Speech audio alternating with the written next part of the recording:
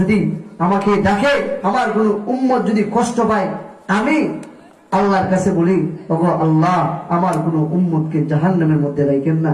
আমি রাসূল যতক্ষণ পর্যন্ত আমার কোন উম্মত জাহান্নামের মধ্যে থাকবে, আমি ততক্ষণ পর্যন্ত আমি জান্নাতে যাইব না। আপনার আমার নবী কেমন নবী জানেন?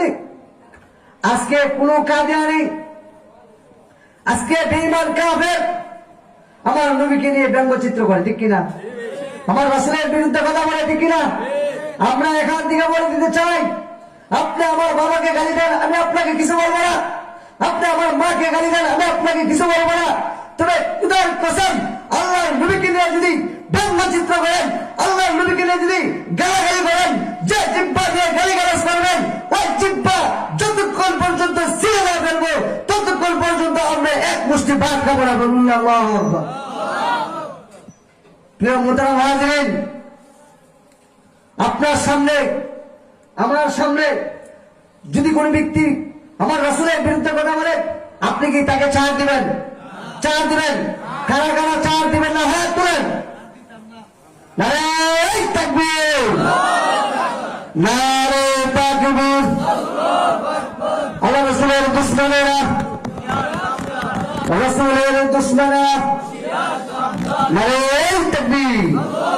প্রিয় মুহতারাম হাজিরিন, আপনার আমার নবী এই দিনের জন্য, আপনার আমার নবী এই ইসলাম প্রসার করার কারণে অনেক কষ্ট করেছে, ঠিক কিনা? অনেক কষ্ট করেছে। আল্লাহ রাসূল সাল্লাল্লাহু আলাইহি ওয়াসাল্লামকে আম্মা জান আয়েশা জিজ্ঞেস করেন, ইয়া রাসূলুল্লাহ, ইয়া হাবিবাল্লাহ, ওগো নবীজি, আপনি তো ইসলাম প্রসার করতে গিয়ে অনেক কষ্ট পেয়েছেন, আপনি তো উহুদের যুদ্ধের মধ্যে গিয়েছেন, আপনি তো তায়েফের যুদ্ধের মধ্যে গিয়েছেন, ওগো নবীজি, আমি আপনাকে একটা প্রশ্ন করতে চাই, আপনি কোন যুদ্ধের মধ্যে আপনি সবচেয়ে বেশি কষ্ট পাইছেন? আল্লাহ রাসূলকে কি প্রশ্ন করছে আম্মা জান আয়েশা? যে রাসূল বলবে, আল্লাহ রাসূল সাল্লাল্লাহু আলাইহি ওয়াসাল্লামকে আম্মা জান আয়েশা বলেন, ইয়া রাসূলুল্লাহ, ইয়া হাবিবাল্লাহ, ওগো নবীজি, আপনি তো উহুদের যুদ্ধের মধ্যে গিয়েছেন, আপনি তো তায়েফের যুদ্ধের মধ্যে গিয়েছেন, ওগো নবীজি, আমি জানতে চাই আপনি কোন যুদ্ধের মধ্যে সবচেয়ে বেশি কষ্ট পাইছেন?